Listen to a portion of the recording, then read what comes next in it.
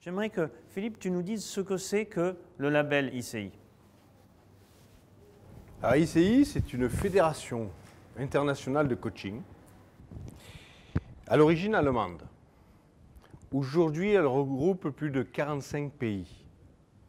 Elle est présente dans 45 pays. Je ne sais pas combien il y a d'affiliés ICI au total, de coachs certifiés ICI, mais beaucoup.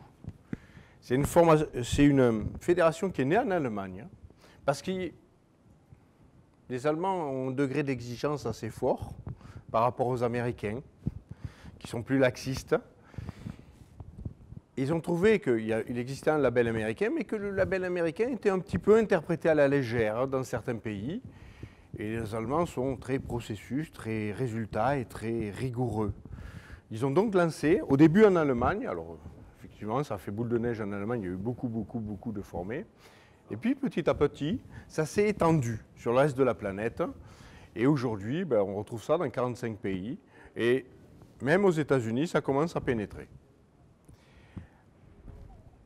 On a porté, alors le monde francophone n'était pas ouvert. Pour eux, le monde francophone n'existait pas vraiment. C'est un peu dommage, hein, c'est un peu ce qu'on retrouve, c'est en récurrent ça. Hein. Pour les anglo-saxons, pour les Allemands, pour ces gens-là, on a tendance à ne pas exister les francophones. C'est un petit peu effrayant. Donc il y a quelques temps, on est allé taper à la porte pour voir si on ne pouvait pas se faire accréditer. Ça n'a pas été simple. C'est clair que ça n'a pas été simple. Les Allemands sont un peu rigoureux, mais on s'est plié à tous leurs desiderata. Ils sont venus pour identifier et certifier notre qualité. Une fois qu'ils ont été convaincus du niveau de qualité, on a obtenu le label. Et aujourd'hui, la possibilité est de répandre ce label dans le monde francophone. Donc c'est une grosse fédération. C'est une grosse fédération qui va de la Nouvelle-Zélande au Canada, qui maintenant s'ouvre pour la première fois, depuis quelques mois simplement, au monde francophone. Donc on leur apporte ça aussi, quelque part, après tout, on leur apporte une vraie richesse. Le monde francophone, c'est une vraie richesse dont ils n'étaient pas forcément conscients. Ils sont très ouverts, paradoxalement, sur l'Amérique du Sud, très ouverts. Mais la France était un pays pour eux, ce n'est pas un continent. Ils ne sont pas aperçus qu'il y avait des gens qui parlaient français un petit peu partout. Et donc tous les pays francophones, maintenant, ont accès à cette norme-là. Alors, norme assez sévère, c'est vrai que c'est un gage de qualité, mais du coup, on ne fait pas n'importe quoi. Du coup, il y a des examens que vous avez passés récemment, d'ailleurs, qui ne sont pas faciles. Un diplôme, ce n'est pas quelque chose, et ça, on le pense fortement à Synapse. Hein.